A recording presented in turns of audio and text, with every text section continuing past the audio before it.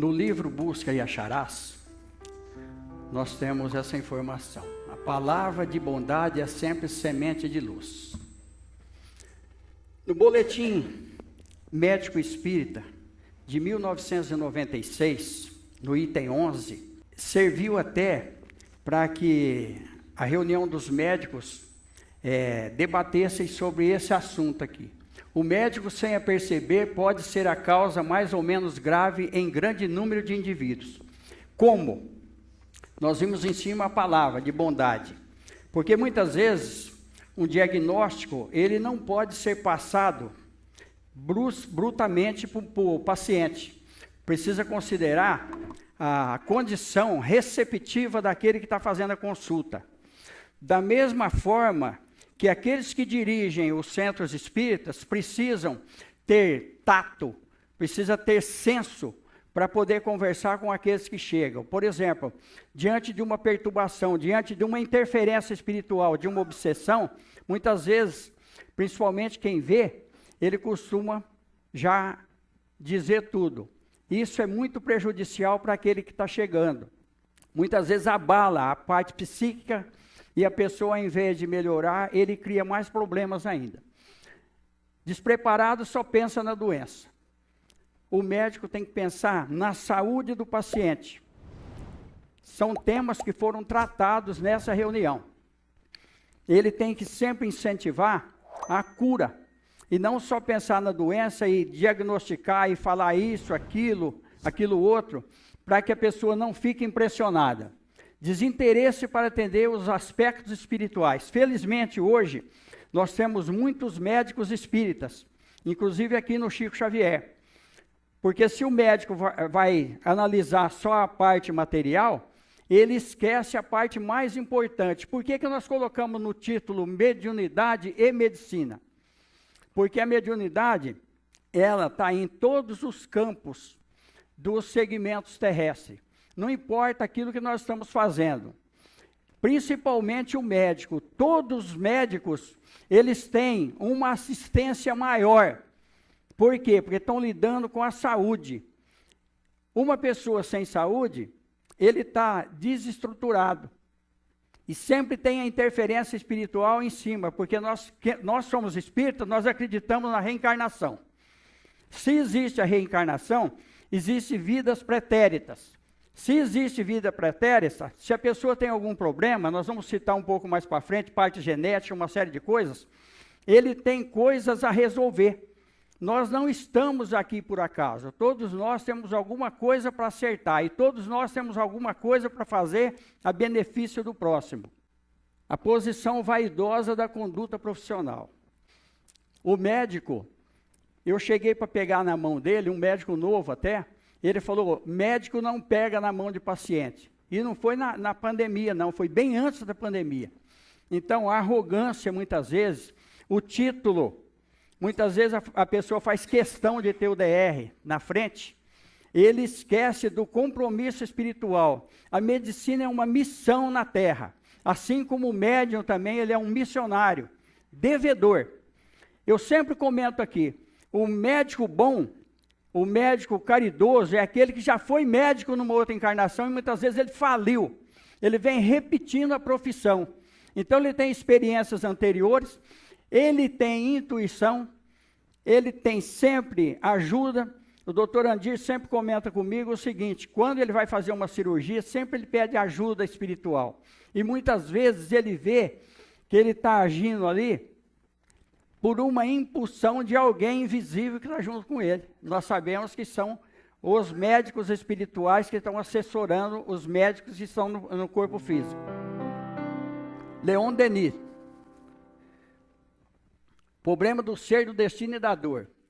Ele faz um estudo experimental sobre os aspectos do ser humano. Ele vai pegar profundamente nesses assuntos aqui. A evolução do pensamento, as duplas personalidades.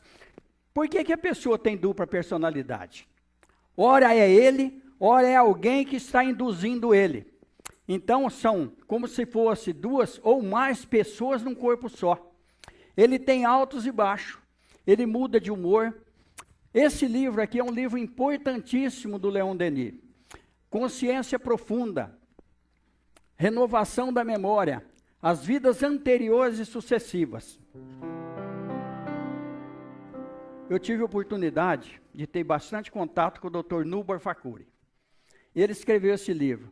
Há no homem algo sutil, imperecível, que atua como programador do espírito. Por quê? Há no homem algo sutil, imperecível, que atua como programador, o espírito. O espírito é o programador. Então ele vai muito além dos neurônios. Ele vai pegar ali a parte aonde existe a atuação em todos os terminais neurológicos, aonde tem, por exemplo, um ataque epilético, que pode não ser uma lesão cerebral, mas nós vamos ver isso um pouquinho mais para frente. Genética e espiritismo. Genética e reencarnação. Olha que coisa interessante. Nós vamos ver depois, quando a gente vai falar um pouquinho de obsessão, vamos ver se dá tempo, a influência da genética na reencarnação. Nós vamos ver num livro do André Luiz, que o homem, ele foi ver o corpo que ele ia usar na Terra, que ia ser o molde dele, para ele poder reencarnar. Ele ia ter um problema na perna, ele ia ser, vamos dizer, aleijado de uma perna, tinha um defeito. Por quê? Porque numa encarnação anterior, ele era um homem muito sensual, e ele se comprometeu. Então, ele viria com esse defeito para ele não se comprometer. Então, a genética, ela influencia muito.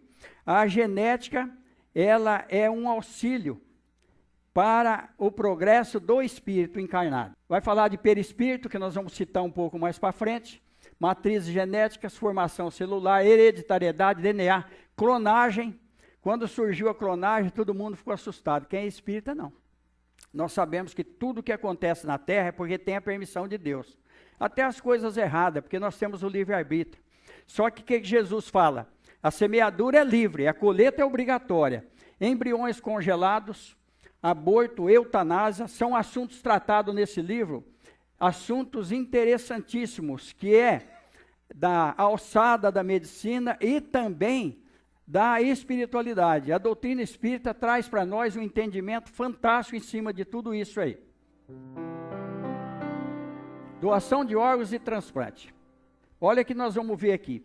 O Chico Xavier recebeu uma psicografia de um jovem que ele sentiu quando estava tirando o coração dele. Ele não estava preparado. Então, a doação de órgãos, muitas vezes a família autoriza. Precisa ver a situação psicológica daquele que vai desencarnar. Então, olha aqui, a separação só é completa quando não mais resta um átomo do perispírito ligado a uma molécula do corpo. O perispírito, isso, o céu e o inferno traz bastante informações para nós a respeito disso. Eu não citei, mas todos os livros do Kardec são interessantíssimos, assim como as obras do André Luiz traz esclarecimentos para nós. A loucura sobre o novo prisma. Esse livro aqui, o Dr. Bezerra de Menezes escreveu quando estava encarnado. Olha a missão desses médicos. Nós temos também o Dr. Paulo César Frutuoso, que está aí trazendo informações fantásticas para nós a respeito da materialização de curas, que nós vamos apanhar rapidamente, porque o tempo é muito curto. Ele fez experiência no sanatório de Uberaba. Ele analisou a loucura quando há lesão cerebral e quando não há lesão cerebral. As enfermidades só podem ser entendidas em profundidade à luz dos conhecimentos que dizem com o perispírito, com esse corpo espiritual. Quando não há lesão cerebral, é uma prova para o espírito. Por quê? O espírito reencarnou e aí não há lesão cerebral, ele está sendo envolvido muitas vezes por uma outra entidade, é uma deficiência espiritual, porque o cérebro está perfeito e o defeito está realmente no reencarnante. Quando há lesão cerebral, é uma expiação para o espírito, porque há uma lesão cerebral, foi programado no plano espiritual essa encarnação, então ele vem ali, ele vai ser submetido a a organização física com defeito, no cérebro, logicamente. Doenças não psiquiátricas que se associam à depressão. Distúrbios endócrinos. Nós vamos ver a glândula pineal, que tem uma responsabilidade muito grande em cima desses órgãos endócrinos. Deficiência ou excesso de vitaminas e minerais também causa depressão. Por isso que é muito interessante, às vezes a pessoa, ele está doente porque ele tem energia a mais no corpo. Ele está precisando distribuir essas energias. Medicamentos que provocam reações depressivas, aqui a gente tem médico, a gente sabe que realmente isso pode acontecer. Fatores psicossociais, tal como desemprego, perdas, etc. Isso também causa, por quê? Porque nós abaixamos o nosso padrão vibratório, de todo jeito nós temos interferência espiritual, porque quando a gente abaixa o padrão vibratório, nós fazemos uma conexão com entidades do mesmo padrão. Então aquele que está associado àquilo que nós estamos sentindo, aumenta ainda mais o problema que a gente já tem.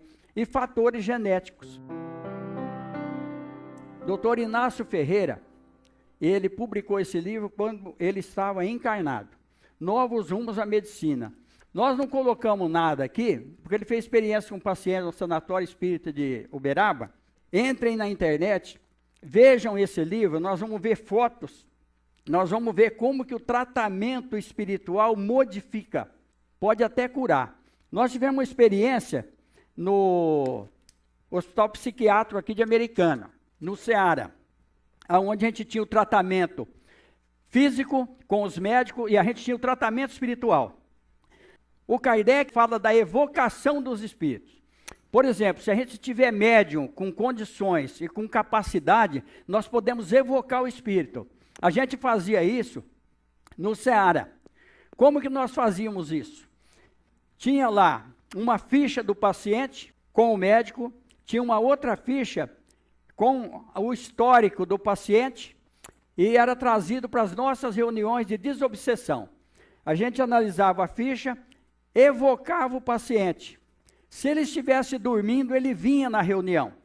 Quando ele vinha na reunião, a gente começava a conversar com ele, pedir informações para ele. Nós tivemos muitos resultados. Nós tivemos casos interessantíssimos. Por quê? Porque a pessoa, ele sendo tratado espiritualmente, ele quando voltava no corpo físico, ele estava revitalizado, ele estava fortalecido. E ele ia tirando aquelas coisas negativas do pensamento dele e já não mais refletia no corpo físico. Nós tivemos inclusive um caso muito interessante que eu já contei aqui anteriormente, mas é válido, de um senhor que ele tinha sido tenente-coronel durante a Primeira Guerra Mundial. E o que aconteceu? Ele foi internado como indigente. Daí, ele logo formou um grupinho ali que obedecia a ele. Ele se vestia como soldado, usava toda a roupa, ele dava ordem, fazia eles dar meia volta, fazer continência. Começamos a conversar com ele na reunião mediúnica, ele começou a contar o histórico dele, porque a regressão na reunião mediúnica, ela não tem perigo, ela é uma regressão segura, feita através do médium. Por isso que precisa analisar aquele que vai sentar à mesa e receber a entidade, ele precisa estar bem fisicamente, e ele precisa se recolher, ele precisa fazer silêncio, porque ele vai ser um instrumento no momento. Ele começou a narrar a vida dele, o dialogador começou a tirar ele daquela faixa negativa em que ele estava estacionado, ele foi tirando, primeiramente ele conseguiu tirar o cap, depois ele tirou a roupa de cima, né? A blusa, que eu não sei, a farda da parte de cima, depois ele foi tirando. E ele era de Araçatuba. Ele acabou voltando para lá. Ele se recuperou totalmente. Era um problema totalmente espiritual e um problema que ele estava vivendo a vida passada dele. Aí eu lembro do Dr. Wilson Ferreira de Mello. Nós conversamos também. No Sanatório Espírita de Barretos tinha lá um rapaz, está dentro desse assunto, eu vou repetir. Ele, até 6 horas da tarde, ele era completamente alucinado. Depois das 6 horas, ele voltava ao normal, ia embaixo de um pé de jatubá, e ali ele ficava conversando. Quem não tinha evidência, achava que ele estava conversando sozinho, mas ele conversava com aqueles que tinham sido súdito deles, aqueles subordinados. Ele tinha sido um faraó no Egito. E o doutor, ele tinha visão, ele chegou nele e perguntou para ele, é assim que você quer viver? Ele falou, é assim que eu quero viver. Aí foi buscar o histórico desse rapaz. Ele tinha sido largado, abandonado na porta de uma casa, levaram ele para um orfanato. Ele trabalhava como gari em Barretos, sem nenhuma depreciação da profissão, toda profissão ela é nobre, mas ele não deixaria de ser faraó para ser gari. Ele voltou no passado, então dificilmente se recupera, a não ser à luz da doutrina espírita. Perispírito e corpo mental. Livro dos Médiuns, está a chave de muitos problemas insolúveis. Aqui são as perguntas do Livro dos Espíritos que nós não vamos repetir. Por que muitas vezes a medicina não consegue resolver algum problema físico e um tratamento espiritual consegue? Justamente porque o médico ele vai atuar no corpo físico. É a ciência da medicina. A doutrina espírita, através das reuniões de curas espirituais, de tratamentos desobsessivos, ela vai atuar no corpo perispiritual. Então, antes que o problema se agrave mais no corpo físico, ele é reduzido no corpo espiritual, consertou as células que estão no corpo espiritual, elas consertam as células do corpo físico. Tivemos várias, inclusive cirurgias espirituais, com grande resultado aqui no Chico Xavier. Bioenergia no campo do espírito. Está aqui o doutor Andir, que é cirurgião, ele sabe disso. Aqui está falando dos biorritmos, dos elétrons. Acontece uma coisa muito interessante. Muitas vezes na sala de cura, nós conseguimos detectar as vibrações neurológicas, enxergando a parte espiritual, onde elas mudam de cor em determinadas regiões do cérebro, principalmente quando o problema é um problema que ele atinge muito a parte cerebral, algum distúrbio, alguma coisa. Esse livro é fantástico. Transmissão de energia, passe, curas espirituais, telepatia, hipnose, água fluidificada, água magnetizada. O que Jesus fala? Aquele que der um copo d'água gelada, fria, ele fala, porque na época não tinha gelo, é lógico. Aquele que der um copo d'água fria em meu nome, jamais perderá seu galardão. O passe, ele é importantíssimo, muito importante, mas a água é muito mais, porque a água nós vamos ingerir. Nós vemos muitas vezes entidades, quando a pessoa vai tomar o copinho de água, a gente vê algumas coisas cair. O Chico Xavier, em algumas pessoas, a água ficava até meio leitosa, devido à capacidade vibratória do Chico Xavier. Então imagina, o que os espíritos podem fazer numa água. Nós vamos ver um fato muito interessante no livro do André Luiz. Uma mulher, ela morava com o filho num sítio, isolado. E aí, ela está para desencarnar. Mas ela não poderia desencarnar porque ela só tinha aquele filho, o filho era deficiente, e ela precisaria ficar para cuidar do filho. O que os espíritos fazem? Eles chegam, ela está febril na cama, sem condições de levantar. Eles pegam, aplicam passe nela para que ela tenha sede. Ela começa a ter sede. Outros espíritos vêm e conseguem aplicar energias para que ela consiga pelo menos se arrastar. Ela se arrasta até um pote de água. Outros espíritos vão e colocam medicamento no pote, na água. Ela consegue com dificuldade pegar um canecão, tomar água. A partir do momento que ela toma água, ela tomou o medicamento. Ela volta para a cama e se recupera. Está no livro do André Luiz. Então imagina vocês o poder da água. Que é a melhor bebida que todos nós temos na Terra. Nós não conseguimos viver sem a água.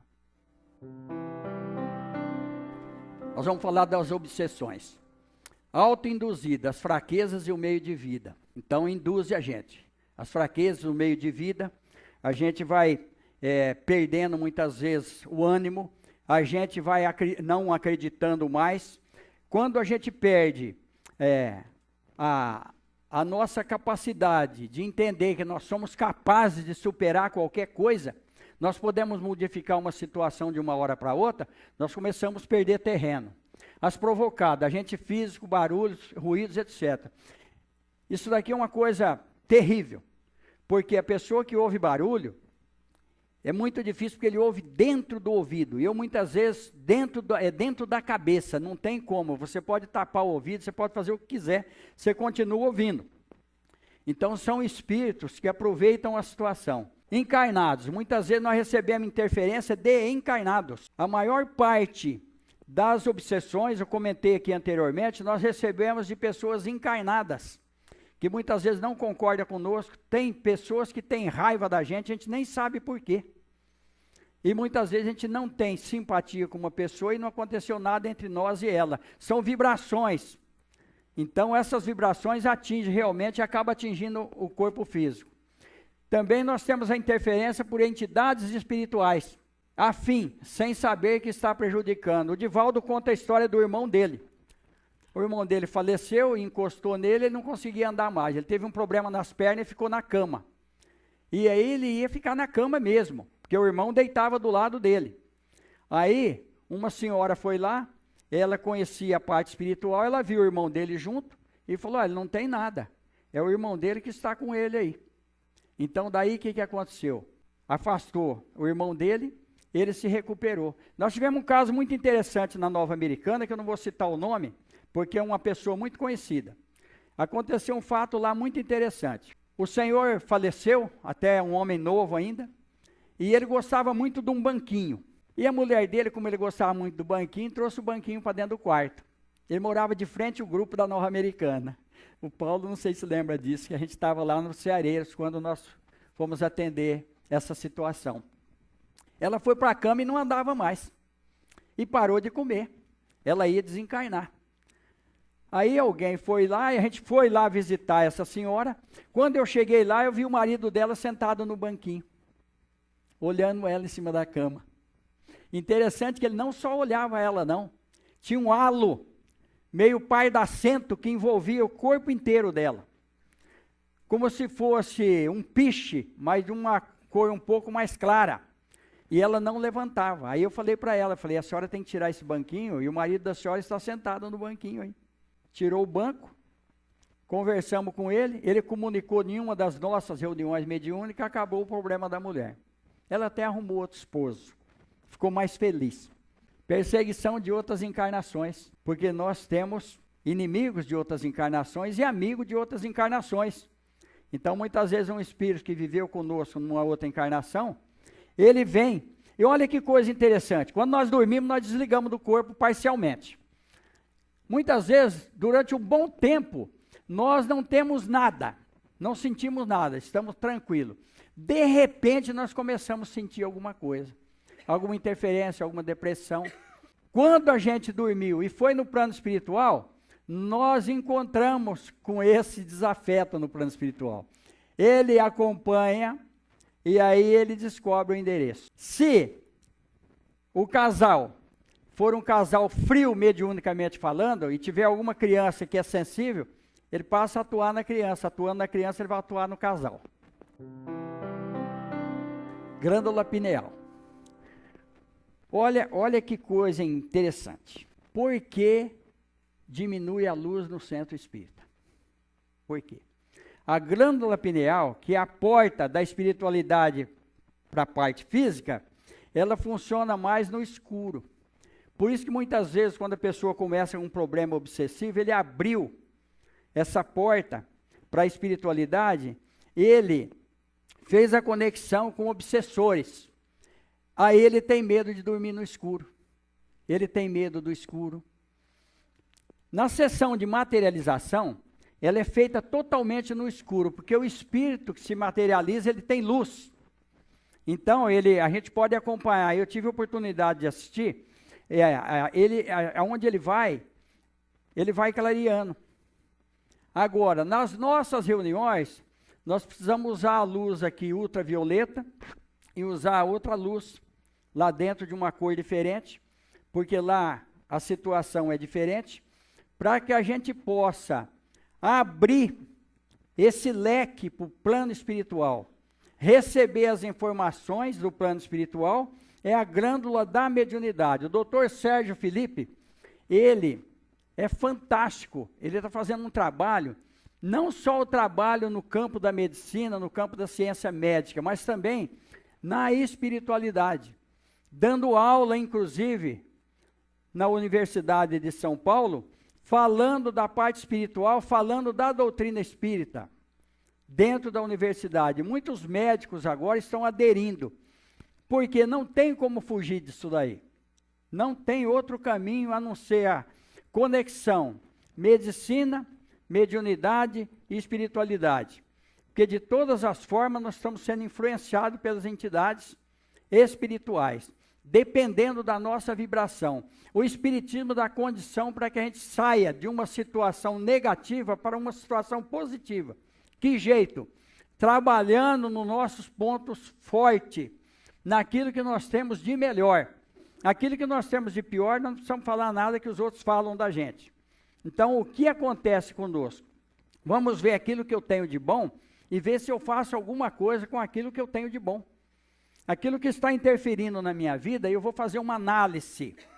Eu vou ver até que ponto aquilo ali é físico, é um problema de agora, até que ponto é um problema espiritual, até que ponto é uma obsessão.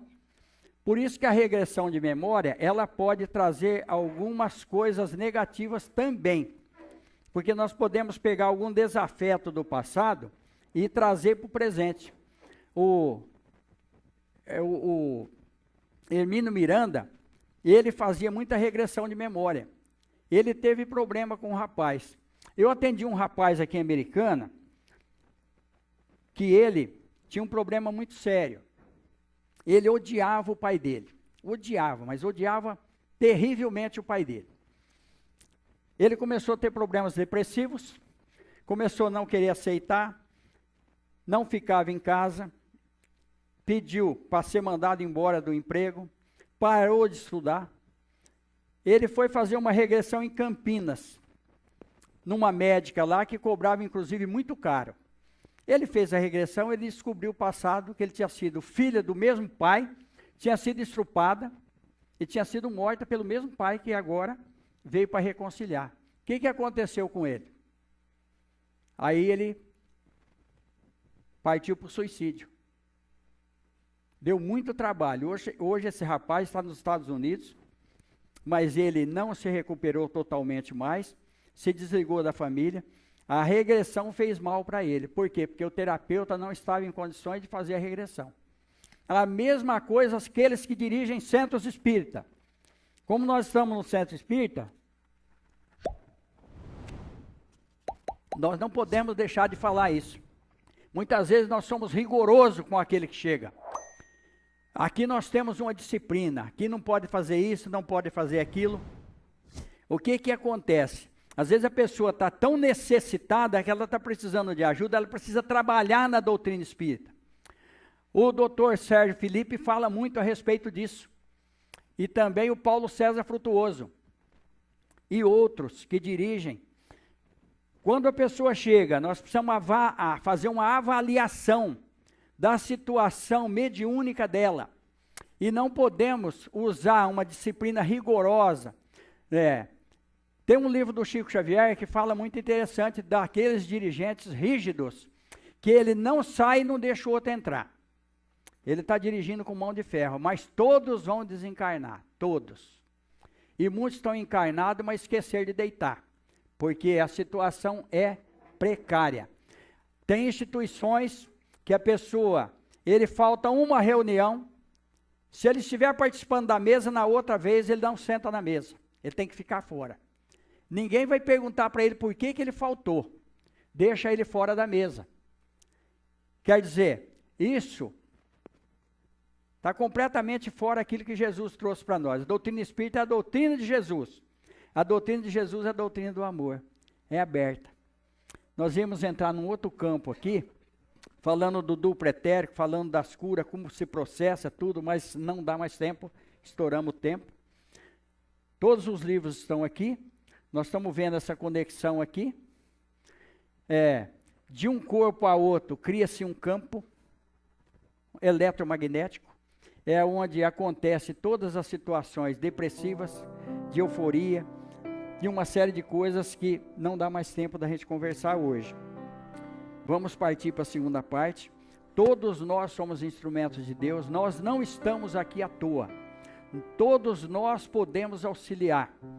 Sempre nós temos alguma coisa para doar. Quantos espíritos estão aqui precisando de ajuda, precisando de energia, e que dependem de nós? Mesmo que a gente tenha alguma deficiência física, mesmo que a gente tenha algum problema espiritual, mas nós estamos aqui em nome de Jesus. Que Ele nos abençoe. Vamos fazer a nossa parte. Nós viemos para sermos felizes, todos nós.